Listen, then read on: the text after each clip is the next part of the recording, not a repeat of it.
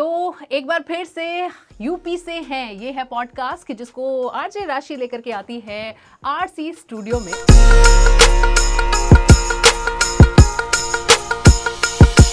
और आज के हमारे मेहमान से रूबरू होने से पहले बता दें कि जो लोग बहुत अधिकारों के लिए बहुत चिक-चिक करते हैं ना, हमें ये नहीं मिला तो ये नहीं हो रहा है, देश में ये नहीं अच्छा हो रहा है। अधिकारों की बात उनके मुंह से अच्छी लगती है मियाँ, कि जो अपनी ड्यूटी को भी बहुत अच्छे से परफॉर्म करते हैं। सही कह रहे हैं सर? बिल्कुल सही कह रहे हैं रशिया। तो मिलिए हमारे मेहमान से कि जो बहुत ख़ास हैं इसलिए भी क्योंकि आपकी ड्यूटी आप कैसे परफॉर्म करेंगे, उसको कैसे इजी बना सकते हैं, वोट देने की ड्यूटी, इसके बारे में आज हम बात करेंगे। क्योंकि आज जो हमारे मेहमान हैं वो हैं Shri Navdeep Rinwa, chief electoral officer यानी मुख्य निर्वाचन अधिकारी उत्तर प्रदेश। सर बहुत बहुत स्वागत है आपका। और बहुत सारी बातें आपसे करनी है और बहुत सारे कन्फ्यूजन्स भी आपसे हम दूर करवाएंगे क्योंकि हमेशा यही होता है। पहला सवाल, वोटिंग लिस्ट में हमारा नाम नहीं है, क्या करें? देखिए बहुत आपका जेन्युइन सवाल है और ज़्यादातर लोगों के मन में रहता है, खासकर युवा लोगों को जो 18 वर्ष के हुए हैं। उन्हें काफ़ी लोग सोचते हैं ऑटोमेटिकली हमारा नाम वोटिंग लिस्ट में आ जाएगा। राइट।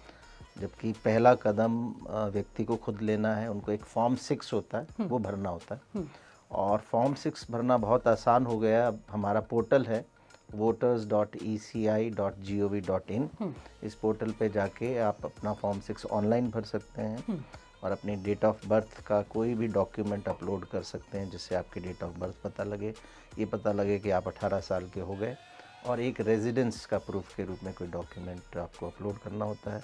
और आसान करने के लिए हमारी वोटर हेल्पलाइन ऐप VHA है, जो एंड्रॉयड और iOS दोनों प्लेटफॉर्म पे अवेलेबल है। इनको भी कोई भी व्यक्ति अपने फ़ोन पे डाउनलोड करके फ़ोन से ही अपना नाम दर्ज करा सकता है।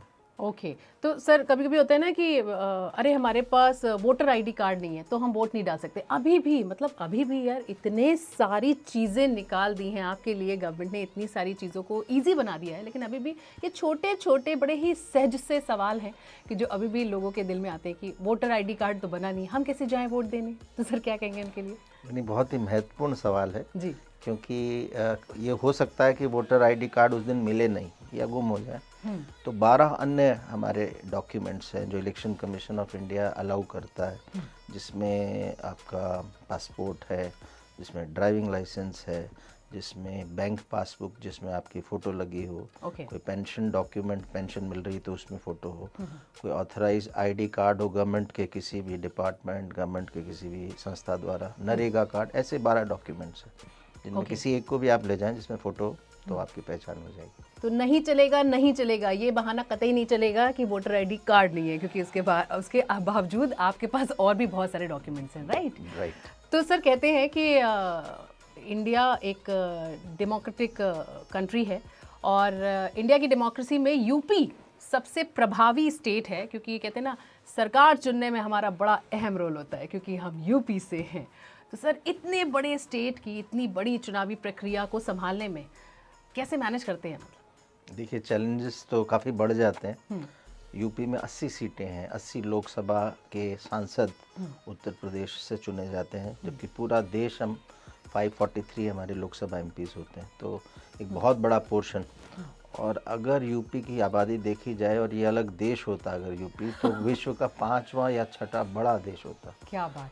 तो इसका एक मैग्नीट्यूड हम समझ सकते हैं। 15 करोड़ 30 लाख से ज़्यादा वोटर्स आज की तारीख में उत्तर प्रदेश की वोटर लिस्ट में है और 1,62,000 से ज़्यादा पोलिंग स्टेशंस हमारे यहाँ हैं।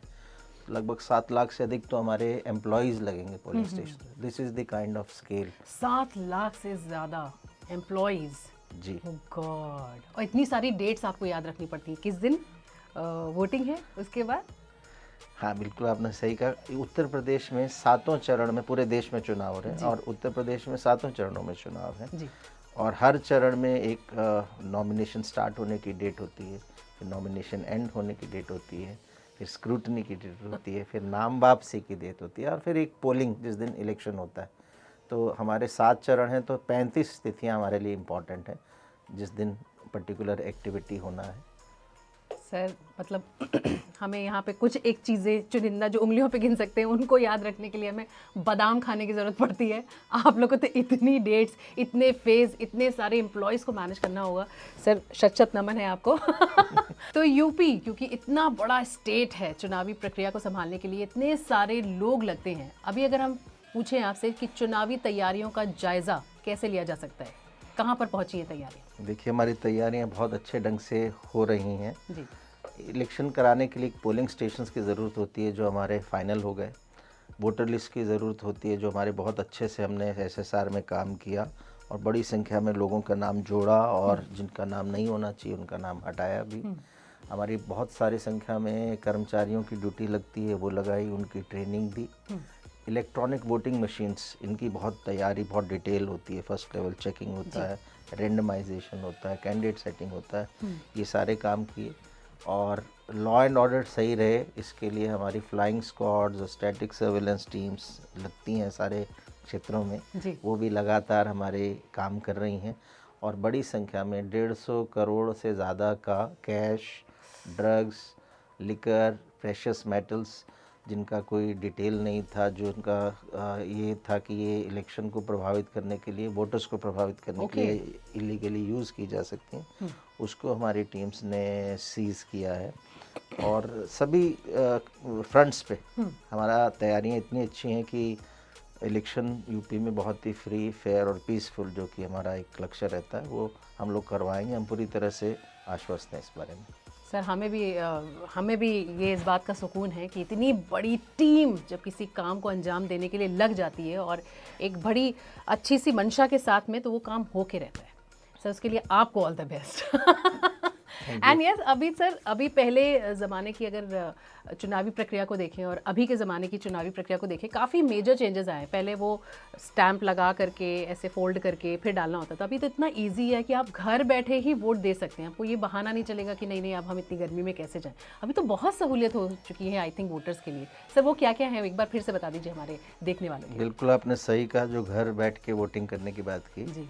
इस बार हमारे 85 प्लस के जो वोटर्स हैं उनको, और जो फिज़िकली चैलेंज्ड वोटर्स हैं उनको घर में ही, उनके घर में हम वोट, हमारी टीमें जाएंगी और पोस्टल बैलेट के माध्यम से उनके वोट डालेंगे। केवल एक कदम ऐसे वोटर्स को उठाना है, वो है एक फॉर्म 12D होता है जो डिस्ट्रिक्ट इलेक्शन ऑफिसर के वेबसाइट पे भी अवेलेबल है। और हमारे जो बूथ लेवल ऑफिसर्स हैं उनके माध्यम से भी ऐसे वोटर्स के घरों तक पहुंचाए जा रहे हैं। बस उस फॉर्म में ये कहकर लिखना है कि आप घर से वोटिंग करना चाहते हैं। अगर आपने ये लिख के दे दिया रिटर्निंग ऑफिसर को, तो वो आपके यहाँ हमारी टीमें जाएंगी और वोट डलवाएंगी। इसके अलावा भी पहले के मुकाबले बहुत चेंजेस आए। जैसे आपने कहा, जब पहला इलेक्शन हुआ था तो एक बैलेट पेपर होता था जिस पे वोटर को कोई भी स्टैम्प भी नहीं लगाना, कोई निशान नहीं लगाना।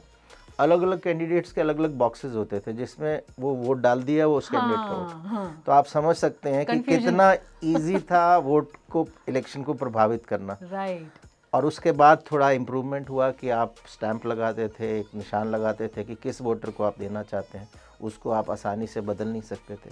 और धीरे धीरे चलते आज हम EVMs को, इलेक्ट्रॉनिक वोटिंग मशीन्स में आ गए, जहाँ आपको एक बटन दबाना है और आपकी स्लिप आप देख सकते हैं 7 सेकंड के लिए। वहाँ VVPAT करके एक मशीन है जिसमें एक ट्रांसपेरेंट स्क्रीन में एक स्लिप आती है। You can see the name of the candidate और उसका चुनाव चिन्ह कि आपका सही कैंडिडेट को वोट पड़ा है और आपका वोट दर्ज हो जाता है।